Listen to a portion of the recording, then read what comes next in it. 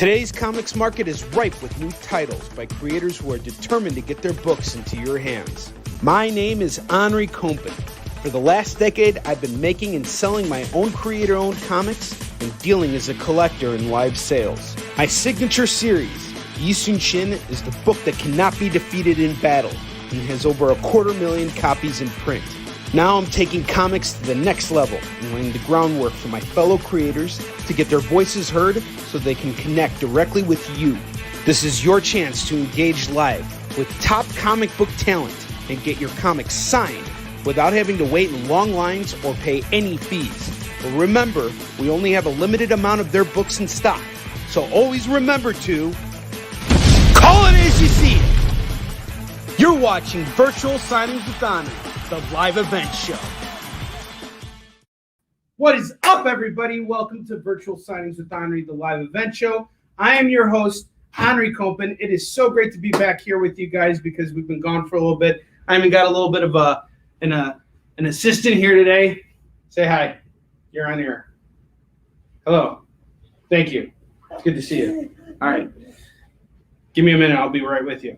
Okay. So today's guest is a solid creator. Shush. Wait. Shush. I'm talking right now, and I'm live on the air. So let's use our quiet voice for a minute. We got Sean McCardle, the creator of The Fury and the Tramp, one of Source Point Press's hottest titles right now. Sean, welcome to Virtual Signings. How you doing, brother? Hey, Onrie, how are you doing? It's good to see you. You like my assistant right here? Yeah, I think on the street. You're going to be out of a job pretty soon. I mean, like, this guy's really he's picking it up. Why don't you do us all a favor? I'm going to pull up a chair in just a second here and watch the comments. Tell us all who you are and what you do. Okay, my name is Sean McCardle. I have a book that I co-created with my buddies John Judy and Dexter Wee. It's called Fury and the Tramp. Here it is. So that's the floppy. It's a 5-issue mini that came out through Source Point. It's also collected as a black and white trade. It was originally done as a black and white trade through Kickstarter. So we have a few of those left over. It's about Charlie Chaplin fighting Adolf Hitler while he's making The Great Dictator. So he made this movie where he makes fun of Hitler, and I imagined what would happen if Hitler tried to assassinate him while he made that movie and tried to sabotage the movie. So it's an action-adventure movie or comic that also stars Hedy Lamarr and Errol Flynn as two of Hollywood's secret agents that are helping Charlie finish his movie and, fight some Nazis. All that cool stuff. And I will say this, guys. This is one of the books that I got last year from Sean. I actually interviewed him on my show, on a different show that I had called Live with Onrie. And we did a swap. I sent him Yi Sun-Shin, and he sent me The Fury and the Tramp. And I actually read this book in black and white. It is so solid. Guys, if I can get the full screen just for a second, just so I can show off the art here. I don't know, Kyle, whoever's back there. Anyway, Sean, why don't you just show some of the black and white artwork inside? Oh, it's black and white. Okay, I got a black and white one right here on my bookshelf. The black and white artwork here is just phenomenal. So here, let's flip this on my favorite pages. I love this shot. I think Dexter really killed this one. Oh, totally. Dexter is an artist that I've Errol. Yeah, that's Errol. Fighting some Nazis, doing his thing. Are really solid in this book. Like, you've done such a great job with putting together such fluid layouts, and the artwork is so consistent that you don't even need color for this book. It's actually, I appreciated reading it in black and white with grayscale so much. This is one of those books that you want in black and white grayscale. There you go. Okay. Yeah, I mean, I originally envisioned it to be in black and white. It kind of suits the medium. Absolutely does. I'll be right back. Just why don't you do us all a favor and tell us what you're selling the books for, because we got a bunch here, and folks can call it as they see it right now. I will be back in just a second. My assistant needs some help. I'll be right back. Yeah, so we're selling the whole black and white trade for $20 for the black and white trade. There's not many of these left. This was a short run that I published via Kickstarter, and then this is the series that was nominated for an Eisner. The black and white series. So we put this out and submitted to the Eisners and got nominated. And from that, we talked to Source Point, and they put out a 5-issue limited edition series, but they wanted it in color. So here's the same pages in color. There's a lot of glare on there. Sorry about that glare. Let me see. And maybe I can share. I have it up here. Let's see if I can share my screen. That might be more helpful. Share screen. There we go. See if that comes up. There it is. So we also have the 5-issue limited series in color, which we're selling for $25. Many of those issues, I know issues 1 and 5 are out of print, and I think that 2 is sold out also. So these have gone pretty quickly. We don't have So many Kyle is calling the first trade. So we got 1 trade sold. I got 4 more left. And Sean, you gave me a set of the first 5 issues. Yes. That are full color. Why don't you tell us a little bit about what it was like working with Source Point Press and Comics Experience in order to bring everything together and see your work in color. How does it feel? And seeing it out there in the world and all that. Awesome well, I originally envisioned it in black and white, and I was happy with the black and white. But then, I got pulled around by it. The editor of Source Point, Andy Schmidt, kind of convinced me to do it in color. We started thinking about doing it in ways that it would be reminiscent of 1950s Hollywood Technicolor look, and even some of Errol Flynn's movies were in Technicolor. So I tried to go with that Technicolor palette whenever I made this, and I tried to go with like a Technicolor 2-strip and 3-strip, which were specific kinds of color that they used at the time. So it took me about 1.5 years to color it after I had already finished it. But I'm still partial to the black and white, and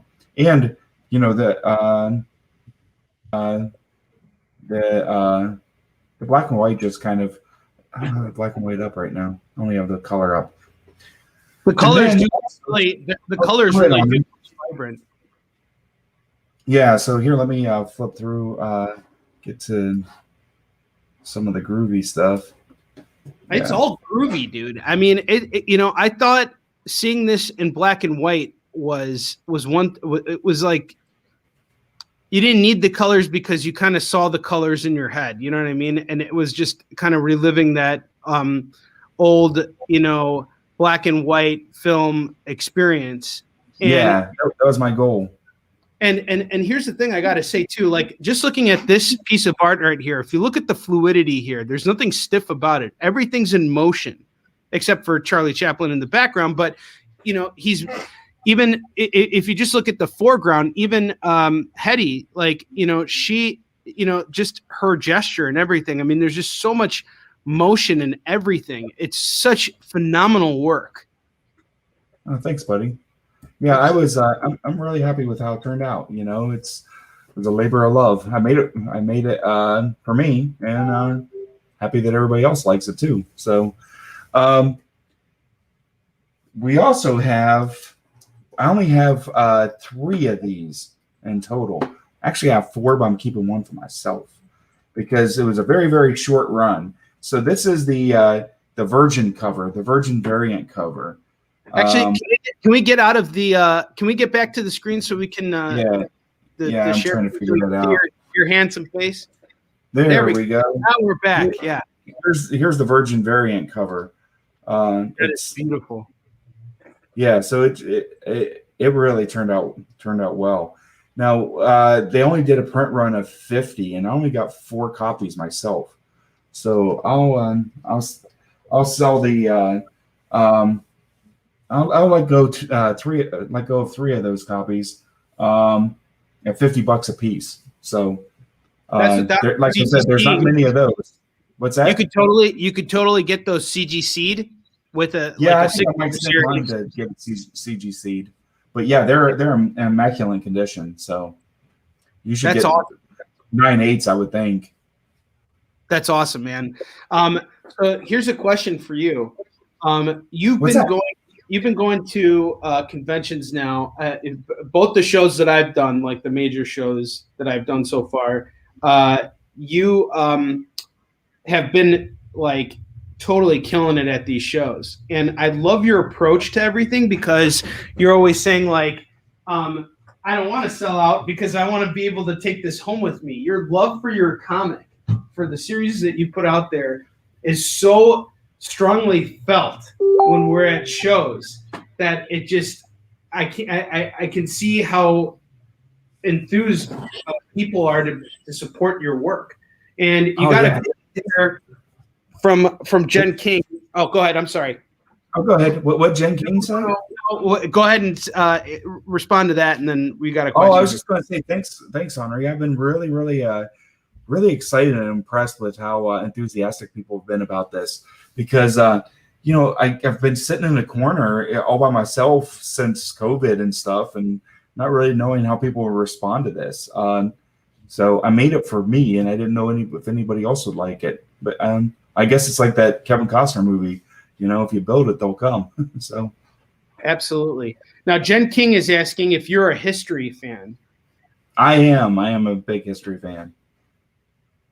Yeah. So what period of history, what period of history are you, like when you thought to yourself, like, I want to do this book about Charlie Chaplin going up against, Hitler, were you kind of, did you do a lot of World War II history, or were you doing more Charlie Chaplin history? I did both. So I read Rise and Fall of the Third Reich, which is a huge tome. I mean, it's a giant book, and it's pretty dense. Now, so I read a couple books about the Nazis and Hitler, and one about FDR, and I also read Charlie Chaplin's autobiography along with Errol Flynn's and Hedy Lamar's, and especially those ones I would read anytime I was trying to write in their voices. I would pick up their books and read several chapters, or chapters that I thought were that related to whatever it was I was writing, and try to get their voice in my head. It worked really well with Errol, but even Hedy, I got her voice in my head, and I know it's kind of crafted into and turned into my voice and what I project my voice to be on those characters. But yeah, I still wanted to try to get across the way that they communicated, the word choices that they would use, the emphasis of words. That's the other thing I would do, is watch, like, anytime I could find documentaries or interviews with them, and like listen to those interviews over and over again and try to get their voices in my head. I wanted to be kind of authentic, but at the same time use their real lives as a springboard to do something more. So a lot of the things in the book are based in fact, but the entire story is fiction. I made it up myself. I made it up. It's as made up as Inglourious Basterds. So. Yeah, but it's so much more bombastic, and it's right, because I'm personally, I was never a fan of Inglourious Basterds. It just felt like it was merging too many things for me, and kind of just didn't fit right for me. But when I jumped into your book, it did, because I never felt like anything was taken out of context. Like, I don't feel like the kind of extra work you did, the research that you did in this, I did not feel that when I was watching Inglourious Basterds. Like, this felt like you had a strong understanding of the characters you were writing about. You had a strong idea of like the history and how you could manipulate it. It felt more like reading Captain America book than it did a Captain America book, with Charlie Chaplin as, the Right. hero and being funny and slapsticky action. Yeah. Some really great sequential moments in this book, by the way. Thanks. Well, that's some of the things I was focused on too. Was I wanted to be entertaining first and foremost. I didn't want it to be a history lecture, and I wanted the history to be a springboard for the story. And anytime that I came up against whether something was historically accurate or interesting and fun, I went interesting and fun. But also another thing that I did too was I tried to incorporate that reality into it too, but think about it more in a way of the world in which Chaplin, the character, lived in. The tramp. So if you watch The Great Dictator, you see that reality that exists in that movie. That's kind of like the reality I was trying to exist in myself, and so like the Hitler character I have is totally not like Hitler. He's more like Henkel in The Great Dictator. He's more farcical, and I felt too that was one way by making fun of a dictator, by making fun of a despot like that. That's one of the ways you strip them of their power and strip them of their allure. But also at the same time, by reading Rise and Fall of the Third Reich and a couple other books on Hitler, I think we look back and we try to make them bigger than what they are and make him smarter than what he was. And really, what I really came away with was he was pretty average, if not below average intelligence. He was kind of a dummy. He was not a smart dude. He just kind of lucked it all the way up to the top in Germany. He kind of fell into that, Did you ever see that movie?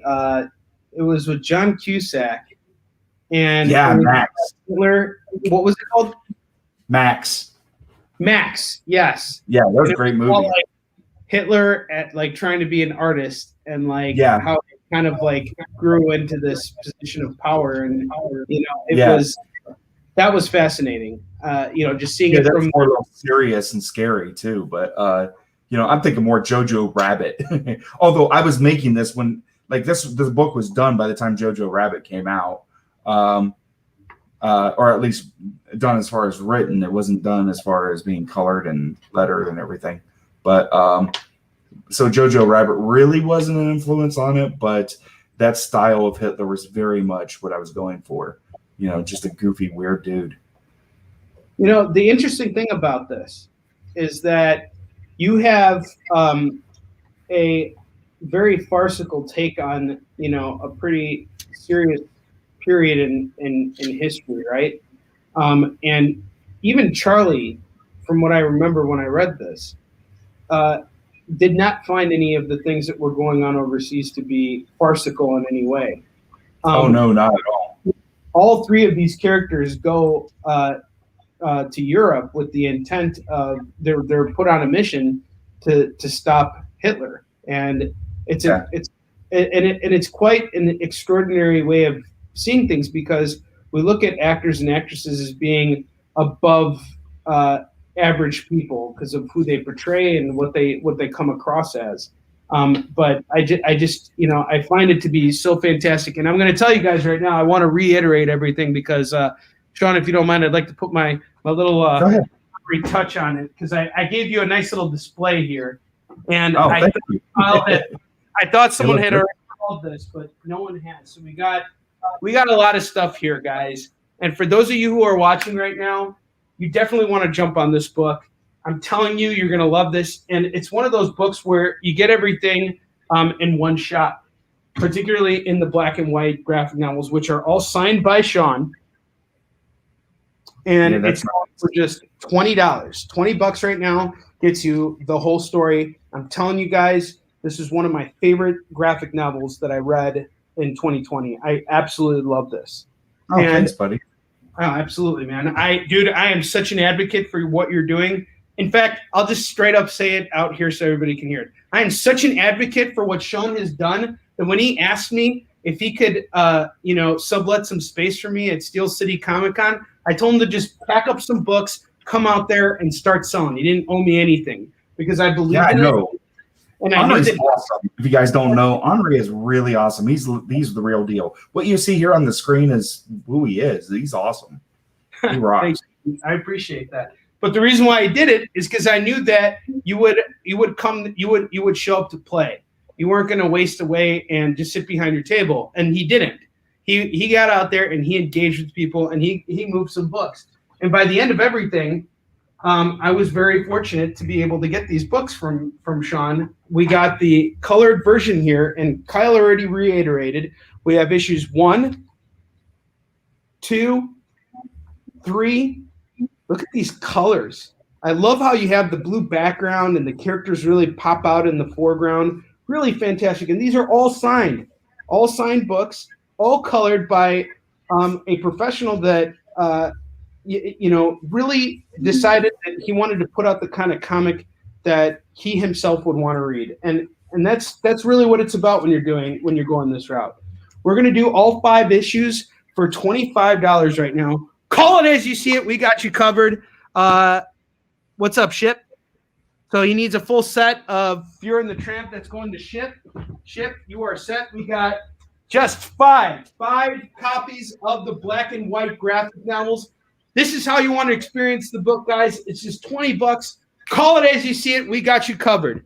And we got Francisco here. Francisco, I got the trades left. If you want the single issues, Sean, you can hook that up, right? Yeah, I can hook him up.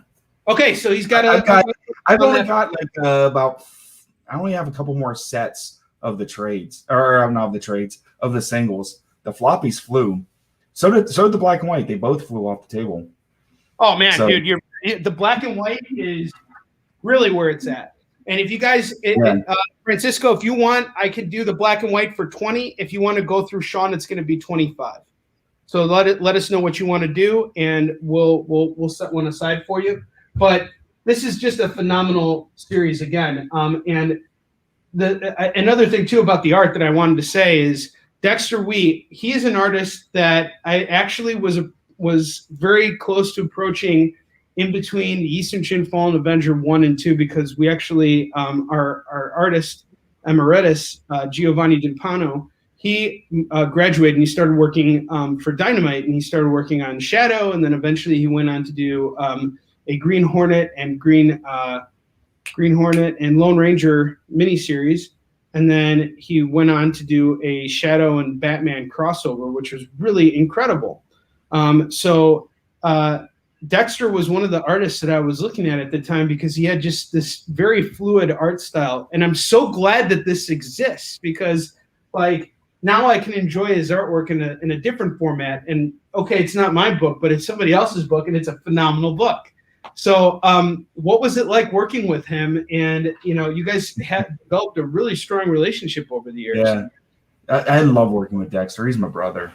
I mean, Dexter lives in the Philippines, and I've never met him. And I've only talked to him on the phone one time, and that's whenever we got nominated for the Eisner. I called him up and told him. So I've never met him, and I've always wanted to fly out to the Philippines and actually meet him and his family. But like we talk every day on Messenger. But he's working on my next book right now. But working with him, we have developed such a great style and rapport of communication. In fact, I was talking to my agent, and he wanted to see the new script for the book that I was working on, one of the later scripts, the script that Dexter is currently drawing. So I sent it to him, and I told him, I was like, yeah, I wrote this for Dexter. I did not write this for everybody else or for anybody else to read. So I sent it to him anyway. And he's like, yeah, I can't make any sense out of this because I write it for Dexter. I mean, we are so like enmeshed in the way that we communicate with each other back and forth, and in different references that I'm using, and visual references or little sketches. We have created our own like form of communication to be able to make these books. My scripts are not like in any kind of professional format. It's in a format for talking to Dexter and for helping communicate to him how the page should be structured and look. And I might spend some pages breaking down and like really getting into the way each panel breaks down, because sometimes that's the joke. That's the visual impact, is the way the picture looks on the page. And I don't know if I could ever work with anybody else like that. I've tried working with other people, and it's a different kind of relationship that we have. I love working with Dexter. It's finding somebody that's really simpatico with my own sensibilities and my style.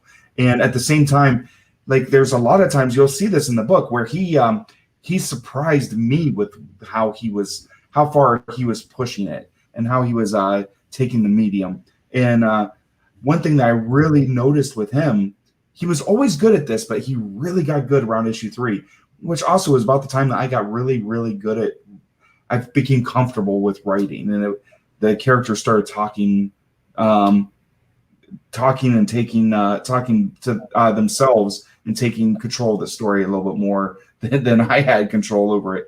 But I could see that even in his art, and he really became very emotive with the way he drew his figures. Like he'd draw these figures and gives them all different kinds of expressions, and they all look like that person.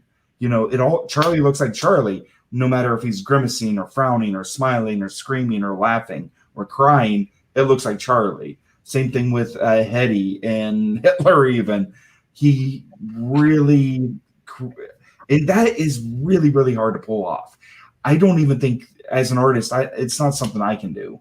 And so I really start pushing him in those areas. So you'll find some pages where there's a bunch of panels. They did it kind of Bill Watterson, Calvin and Hobbes style, where Calvin would always be making just faces, like the entire Sunday strip, with Calvin making a bunch of faces. Well, I tried to do that too, and just tried to see how many different faces Dexter could draw, how many different ways he could draw Charlie and still make it look like Charlie. And he never failed. Every time it looked like, yeah, there you go. Like there's just Charlie laughing, which to me, I find it funny. I find it very, very funny just seeing it. There's several instances of that. There's another one where he's like sticking his tongue out and making faces in the mirror, trying on different mustaches. All those sequences came about because I was trying to see how far I could push Dexter before he broke, and he never broke. He was always able to nail it. How was your layout process? Like, did you because you're both artists, so yeah. Were you the one who was drawing the layouts, or did he just draw the layouts? Like, what was the communication like? Because there's also that language barrier, right? So did he just? Here's one of the nice things is you don't get these in the color. The color has a whole different set of these annotations. Let me try to find it. So right here you can see my sketch. There's my sketch. Because sometimes I would have to do the sketch because, the way that this story is told, these panels, the guy gets shot and he falls down and hits his head on the control stick in the plane, and then you have to go outside the plane and see Charlie looking at the plane, going, "Oh shit!" And then then you have a shot of Charlie jumping over the propeller, and then the plane diving and going down and barely missing Charlie and cutting the pants, cutting the seat out of his pants, and then him running up the plane and then jumping over the tail fin and then still being saved while holding onto the rope ladder and the plane diving. And so then Dexter would do the inks, so that's that. I didn't do this all the time, but whenever it's something like this is a visual joke that has to be, I don't know how to tell that in words, so I had to draw it. And then let's see, here's the black and whites, the inks, which shows all the same things, but with much more detail. Let's see, and then there he is. The guy gets shot, he hits his head on the stick. The propellers are coming right at Charlie. Look how expressive that is compared to my drawing. So expressive. Just even the back. You can see him gasping as he's looking. Then the propeller just misses him. He jumps over the propeller and it catches his butt and shreds his pants. And then he runs up the airplane and then jumps over the tail fin and then is saved. And then bam, there it is again. There it is in the grays. I did the grays and I did the lettering. So does that give you an idea? Now, so you're involved in this in so many different ways, not just as a writer, but also as sort of like as an artistic overseer, so to speak. Now, Richard Shipp is making a few comics. He said it's comics. He's making a few comics. There's some references. He would love some original art from your book. Is there a way for him to get that? Yeah, I've got some. Hold on one second. I think he wants like the original, the OG pages. Oh yeah, I've got quite a few pages. Well, why don't you talk for a second? I'll have to run up to my bed. You're in my closet. Yeah, Sean's gonna go dig it up. Well, guys, just so you know, I still got 5 copies of Fuhrer and the Tramp in black and white, going for just $20. Each copy is signed by Sean. He's gonna dig up some original art right now. So call it as you see it. The black and white grayscale on this, honestly, the artwork in here really, for some odd reason, well, not any odd reason, it really reminded me of Steve Epting and Mike Perkins when they were working on what was it, Captain America. And actually, even if you look at Michael Lark, here's Michael Lark's work on a Superman story, kind of set in that same era. If you just kind of look at the artwork here, it's really this is such a compliment to it. It's really just so fantastic. I really love what Dexter has done with this in terms of the art and the layouts. They're not simple. Like each layout is like really well done, especially the fight scenes in this book are just, there's so much to study here. Particularly like with my own stuff. Like the reason why I get so enthusiastic about this is because right now I'm working on a new book called War Lion, and it's a martial arts book. And I want dynamic poses, and it's books like this that really inspire me and show me how it's done, And I really love stuff like this, and especially the fact that it's done by a creator-owned, especially the fact that it's a creator-owned property makes it that much more inspiring to me. And we got 5 copies going for just $20 right now. Call it as you see it. It is signed by the creator. That is an amazing thing. That's the whole point of virtual signings. So, Sean, you got any luck yet? Yeah. I got my. So here's a couple. I've got this. And Ship, you're never on the first issue. I've sold some of the pages of the first issue. But so like I have these 2 pages. I have this one. The big one of Charlie running already got sold. You'll see that there's some gaps. There's this page got sold. So these pages have been moving pretty good. This one hasn't sold yet, and that's a good page. Oh, they're all good. There's the double spread. What am I selling these for? Yeah. Here, let me look. I got it written down. This one's 70. This one's 50. So $70 for original artwork, guys. Someone's better. This one's 100. So I let Dexter put his on. And it might be a little hard for this one's 50. Very first page, and that one I'll throw in my sketch. I've got my sketch right here too. Most of what I have is from the first issue. Sean, I think you got a lot of interest in the original artwork here, and I know that Richard Shipp is definitely interested. He is picking up your colored comics right now, and I can put you in touch with him. But guys, for that price, it's insane. And yeah, and you need to see some pics if you can get it to him. If you want to take some pictures afterwards. Sure.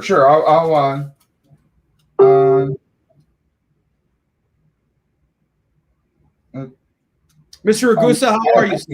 This is a really good one. I love this one. This one. So, yeah, this one's 70. Errol drops the gun. It falls down. Charlie catches it. And what I love about this is just like the really quick change of emotion. So the gun drops. He catches it and then whips it back around. So he goes from being like, Charlie, to wham, being super fucking competent. And then the guy in the plane shooting at him, and then bam, bam, bam, boom, he just shoots that guy. He shoots that pilot. You got a lot of people interested in your original artwork. Yeah, there's some sketches too. I've got a couple of the sketches.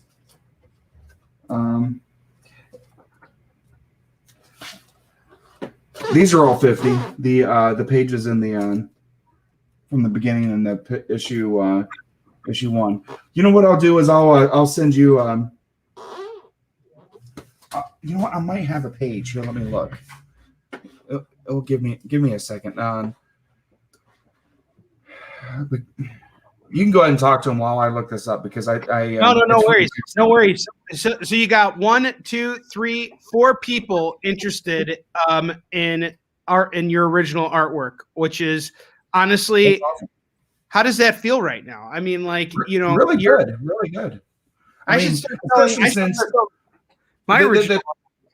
What makes me excited about it is because I'm curating these for Dexter, so whatever's being made, I'm giving it to Dexter. So, it's going to the source, guys. And just so you know, when Sean makes these deals, 100% of this is going back to Sean and his artists. So I'm not taking a cut of this. You're keeping a cut of this, right? What's that? Cut. No. I'll buy you dinner. Industry, you'll buy me dinner. No, Ted Sikora will buy me dinner. And no, he won't. So I'll just ask him to get my Vampirella book. And for those of you who don't know that story, Sean was there for that story. Yeah. I hold on. Since you're looking it up, I want to tell everybody that story real quick.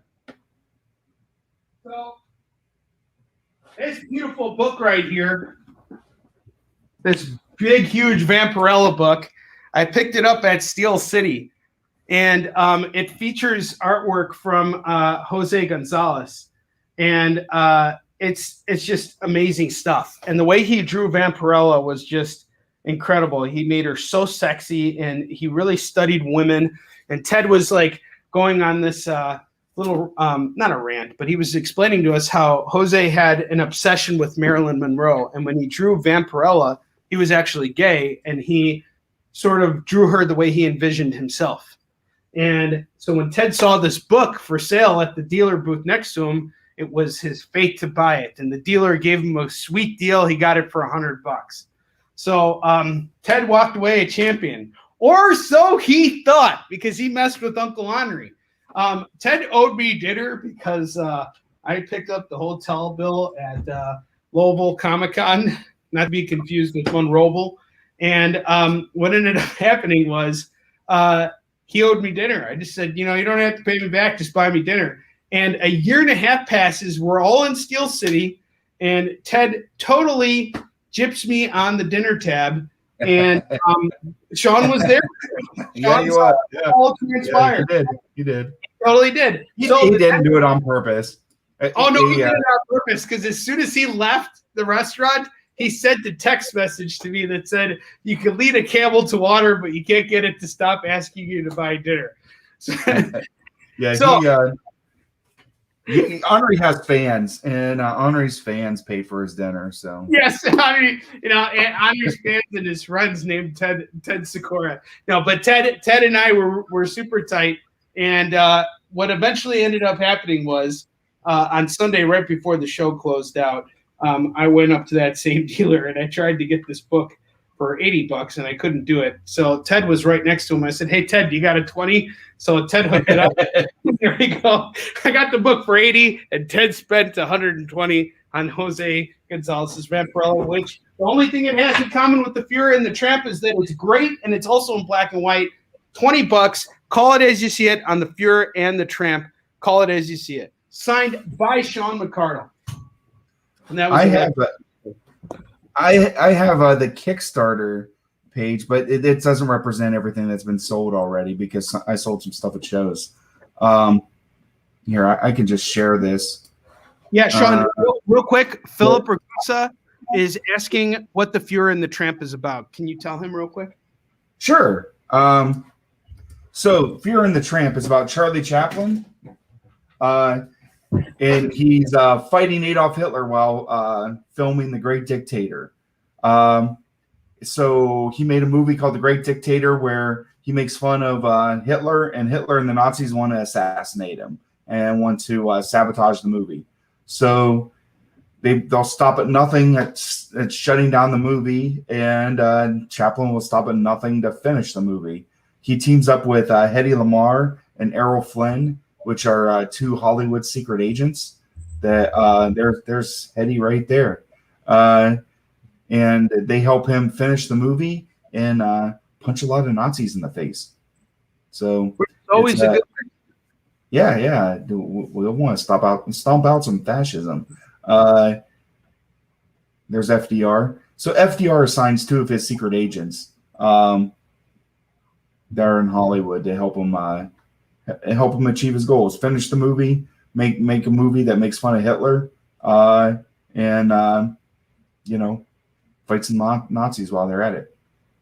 Now we are doing this book, Mr. Ragusa, for $20. Mr. Ragusa is deaf, so it might take him a while to respond. But Philip, if you are interested, you can message me, and I can set aside this book. You picked up Captain America: The Sentinel of Liberty from me a couple weeks ago, and if you like the artwork in that book, you will really, really like the artwork here. Sean also has the book available in color, and you could buy it directly from him. You could get all 5 of the single issues for just $25. Here's a bunch of the original pages. I have to go through and some of these pages I know have already been claimed. They were bought, but I haven't updated them. But I'll go through and I'll put all the prices on them. I had Dexter put the prices he wanted on them, and they're written just in pencil on the back.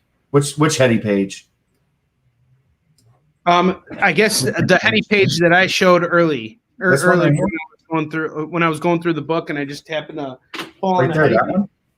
Yeah, hang on a second. Let me see if I can find this for the commander here. Yeah, she was in her dress. So hold on. I think we're. Yeah, I'm looking through my. And speaking of which, Dexter really knows how to draw women well. He does. He really does. And there are a lot of artists that have a really difficult time with that. Yeah, Dexter has that page listed for 100. I think Jen King wants that. If you could put it aside and reach out to her, I'll give you her contact information through Facebook. It looks like you got an interested buyer here on this, which I think is really amazing because I think this is the first time that we've ever sold original art on virtual signings, which is incredible. Here's another Hedy piece too, Jen. Check this out. Look at this beauty. That one already sold. That one's gone. So Mr. Ragusa is asking who created this story? I created it. John Judy co-wrote it with me, but I created it. What happened was, do you remember the interview, Onrie? Do you remember the interview? Yeah, I do. I remember talking to you. Yeah. I don't remember what was said. Here was the Hedy page I think she was talking about, by the way. Yeah. I have that one put aside. It's 100 if she's interested. She is. So the interview with Seth Rogen, he made fun of Kim Jong-un, and Kim Jong-un wanted to assassinate him. Like literally, he wanted to assassinate Seth Rogen. Like who wants to assassinate Seth Rogen? I thought it was the most ridiculous thing I'd ever heard. And I couldn't stop thinking about it for a couple of days. And I thought, you know what? Even Hitler didn't try to assassinate Charlie Chaplin when he made The Great Dictator. And I was like, wait a minute. That'd be an awesome story. So I actually called up John, my buddy John, and pitched to him. And I'm always pitching him ideas and stuff. And if I can get John to do this, kind of look up in the air and lick his upper lip, make one of those. If he does that, I know it's a good idea. And he's only done it two times ever for me. I've seen him do it for other people, but and that was the second. That was the second right there. So I was like, yeah, that's a good idea. I should do this one. So I started pitching it to him, like the story kind of, you just see the story whenever you come up with that pitch. And we kind of pitched it back and forth and came up with the idea and started writing it together. John is a great collaborator of mine. We've worked on several things together. He finished a book, a wrestling noir with Dexter. Prior to this, they had just finished it whenever I did this. And then Dexter was working on another book at the time. And so we had about a year before Dexter was freed up to be able to work on this, which gave me a year to do research and to write it and to read all the books and watch all the movies and stuff. So yeah, that's really awesome. And honestly, man, I really want to collaborate with you. You put me. I'd love to. I picked up Whiplash today, so I'm gonna watch that. But did you watch that? Okay. Yes, I will. I will watch. I'm still on Mad Men, and I finished that. Yes. We were talking about it at dinner last weekend. But another thing I wanted to talk about. See, I find that Fuhrer and the Tramp is a classic example of how you make comics. And the reason why I say this, I started a class 2 weeks ago with my partner Kevin Hines, pitching with Onrie and Kevin 101, and I was talking with one of my students, and he asked me, he was like, I got all these ideas for comics, and I always have ideas on how to make other people's comics better. Like, where do I start, kind of a thing. And I told him, I said, you got to make the kind of comic that you want to see out there, and that's how a book succeeds. And what you've done here with the Fuhrer and the Tramp is a perfect example of how you execute that and actually make it work. And that's what you do. You don't make some kind of comic that you don't want to see there. If you're getting a freelance job and you want to do the best freelance job you possibly can, but when it comes to your own creator-owned work, there was an article that was posted on Comics Beat the other day about how most people who work in comics, particularly in the independent scene, have I saw that. have supplemental jobs or have their insurance subsidized by a spouse or have family help, right? So when you are it's true, right? So when you come into that, you gotta come swinging. You gotta hit harder than you've ever hit before. Every story you put out there has to come from the deepest part of your soul. It's got to be something you care about, because you're going to be spending a lot of time looking over these pages, slaving over it, and it's not. This is what you're seeing here is the finished product. You're not seeing all the hours of blood, sweat, and tears that went into editing this, and then going back, revisiting it, and recoloring it, and retouching it. The ups, the downs, all the kinds of things that go on behind the scenes of making comics. And it's not the same thing as working at Marvel and DC, which is not to take any credit away from anybody who works for the big two, because they're working really hard, but they're working at a very different pace. They're working on the deadline, and their books are going to come out, and time is their greatest enemy. And in a sense, they don't have enough of it. In independent comics, you do have technically all the time in the world. That is until the clock stops ticking for you. So there's essence of, I want to get this out there, but there's also that side of you that is going to be thinking, I want to do my best work because I'm the guy who's going to have to sell this, and I want to be proud of the work. And if you guys can see Sean working in person, just seeing the energy and enthusiasm he brings, it's amazing. I've seen how you engage with people is absolutely incredible, dude. Like, you are so good at it, and that's why your books are selling. Well, I learned from you. All right. I like to watch your videos. Well, I appreciate that. That means a lot to me. That means a lot to me.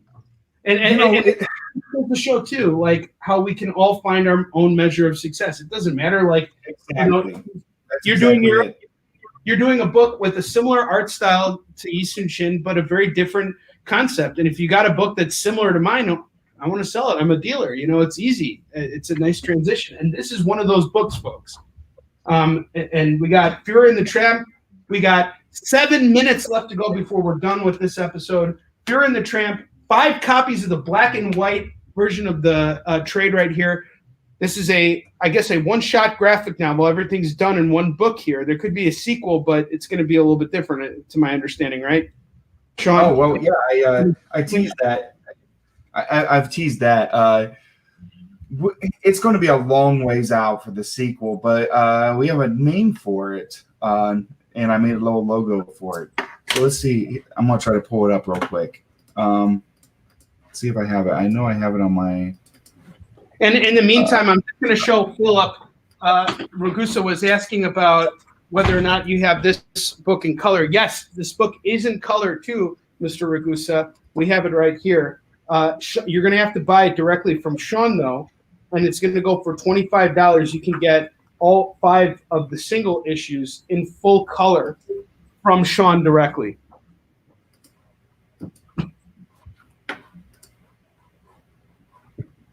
And I can't get this to... All right, I have to do this. Hold on 1 second. If my computer explodes, I have to launch Illustrator. So, guys, here's what I'm going to do for anybody who's interested in original artwork. I want to make things a little bit easier for you guys. So, and for Sean, too, I want to bridge the gap so that he doesn't have to reach out to everyone individually. Jen seems to be really great at moderating, at mediating this, and Kyle, too. Everybody kind of understands that, it's who gets first dibs. So it's Richard Shipp who's going to get first dibs on this. And I can create a chat room on Facebook where everybody who's interested can I'll tag all of you guys in there. Chip will get first dibs, followed by Jen, Kyle, and anybody else who's interested. I think Francisco is also interested. And I can do that right as we wrap up here. But Sean, are you ready to show off whatever you wanted to show? Yeah. Okay, cool. I got it queued up. I don't know how to... There it is. That's the Oh, that's awesome. Oh my God, that's awesome. Dude, I want that. Oh my God, that's so sweet. Oh, that's so awesome. Oh my God. Oh, that's so cool. That is awesome. Okay, so when's this coming? You can't just drop that and not tell me anything about it. That's sweet. Yeah, we're going to go to the other side. We're going to go to the other side of the theater of World War II. Oh, really? So we're going to see the Pacific Theater now. We're going to go to the Pacific Theater. Onrie definitely needs new pants, and so Jen is losing her mind too. This is really cool. So, basically, and it's something I found whenever... I think John found it, actually. One of us found it whenever we were reading about Chaplin. I shouldn't spoil it because this is totally going to happen in the book. But anyway, I'm going to change it up a little bit from what really happened, but it's pretty much going to happen just like it happened. For real, this happened. Chaplin went to Japan, and this is like in the 30s, like right before, the war takes off. I might fudge the timeline a little bit. He goes to Japan. He meets Hirohito, and they were supposed to go to some sort of ceremony where Chaplin gets an award or something. Anyway, he meets Hirohito, and the two start talking and doing sake bombs and stuff, and they start talking about sumo wrestlers. And so then Chaplin gets Hirohito to ditch the award ceremony and go watch sumo wrestling. So they sneak out, and they dress up, and they sneak out of the palace, and they go instead they somehow get away, and they go to these sumo matches, and they get blasted doing sake bombs while watching sumo wrestling. The arena that they were set up at to give Chaplin this award was sabotaged, and there was a bomb planted there, and it blew up and killed a bunch of people, and Hirohito and Chaplin would both died had they not skipped it to go do sake bombs and watch sumo wrestling. That's a real story. That really happened. So that is so awesome. And I'm assuming you got the same team. Everybody's coming back. Yep. This is fantastic. Yeah. So I've already kind of figured out that story is like one of the reasons that thing really happening is one of the reasons for doing this. But also I have kind of an emotional core to this story that I think kind of coincides with Fuhrer and the Tramp, deals a little bit more with Sydney. It also, I want to go a little Godfather too and show Chaplin's upbringing and why I deduce that Charlie is the way Charlie is from his upbringing as being like a little street urchin in 1890s London, growing up on the streets, basically being raised by his older brother, and kind of coincide that with where he's at today and kind of go back and forth, little Godfathers 2 style. There's a little bit more story for me to tell there that I think is exciting and kind of revealing about Charlie as a character, That's really awesome. And with that, we are in the last minute of the show. And what a way to end a virtual signing episode. This is probably the most exciting episode of the show that I've done before because of the reveal. And yeah, I can tell you right now, we will definitely be having you come back because you got a lot of other projects in the works. You got this. I'm invested, dude. I will back it. Whatever you need me to do. And I think everybody here who's been watching this afternoon will feel the same way. I created a chat room where everyone who has shown interest in the artwork is included. I will probably take myself out at some point so that you guys can conduct business. But if anybody else, and I believe Francisco is interested. Francisco, I'm not friends with you on Facebook. So I can mediate for you if you want to just send me a message, or Jen or Kyle, if you guys know how to kind of get him in the loop. But yes, that's pretty much it. We are at the end of our show here, and I just want to thank you guys so much for tuning in today. This has been such a great episode of Virtual Signings. We will be back next Friday at the same exact time, 2 p.m. Pacific, 3 p.m. Mountain Time, 4 p.m. Central, and 5 p.m. Eastern. I will see you guys next week on Kicking It on CBSN and the EXP. I will see you guys later. Have a wonderful weekend. Thanks, On.